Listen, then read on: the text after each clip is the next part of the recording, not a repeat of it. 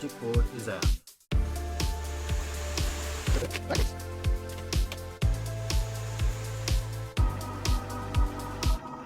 That looks lovely. This looks like crap. Winner, winner, chicken dinner. Hi, welcome to the MBK Upcycle Lab.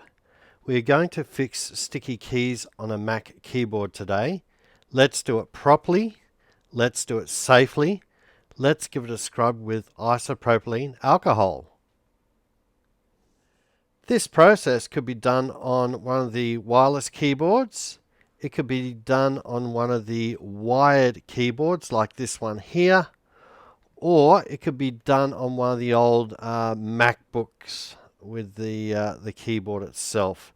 But do that one at your own risk. To get going, you're going to need 5 things. First of all, you're going to need a spray bottle of isopropylene alcohol. Make sure it's around 99%. Don't use rubbing alcohol. It's just watered down and it will not work. You can pick up isopropylene alcohol from a chemist, department store or hardware store. Secondly, you're going to need a thin flat screwdriver. Thirdly, you're going to need a toothbrush. Don't use the one out of your bathroom. That's just gross. And after we're finished with the toothbrush today, you won't be able to use it anyway. Fourthly, we have tweezers for getting rid of crud underneath the key itself. And last but not least, a straw. Just a standard straw, 6 millimeters across or 1/4 of an inch in the old scale. Don't use an oversized straw from McDonald's or from some hipster cafe. Just a standard straw. All you have to do is look for that offending key. Let's say, for example, it's the letter A here. So it could be slightly retarded in its action.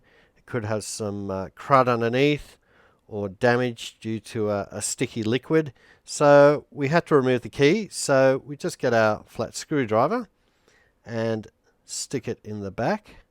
Just jimmy that key upwards. Then get our finger and then pull that key and it should just break away. Here's a close-up of our key mechanism. So at this point, if there's any crap or rubbish in the back, just use your tweezers just to pick that rubbish out. This is the scissor lift mechanism here, and this is what allows the key to travel up and down in a smooth fashion. This is a rubber switch which keeps the key propped up in its normal position and then makes contact when you press it back down. So what we need to do now is we need to clean around this area here.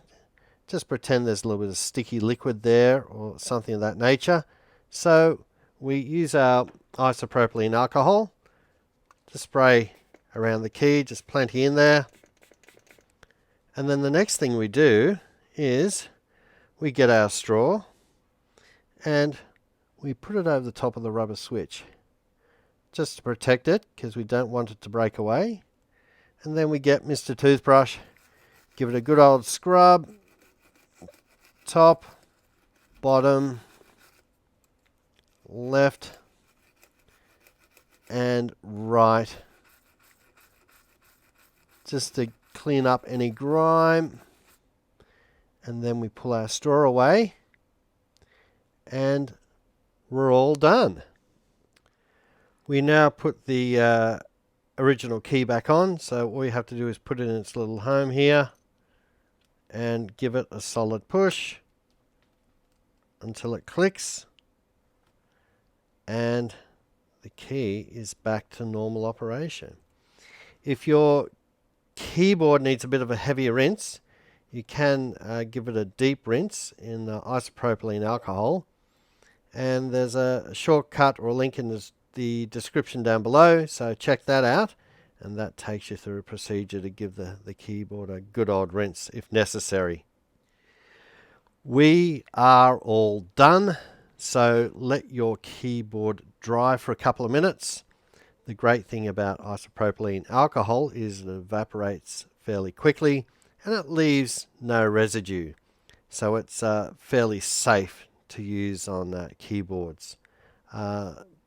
Connect it up, see how you go. Leave comments down below, let me know the result. And if you've heard any other wacky ways of cleaning keyboards, put those in the comments below as well. As always, if you like this video, give it a thumbs up. If you like the content, subscribe or share. Also, don't forget to check out our social media. Other than that, thank you for visiting the MBK Upcycle Lab. Hooroo, and we'll see you next time.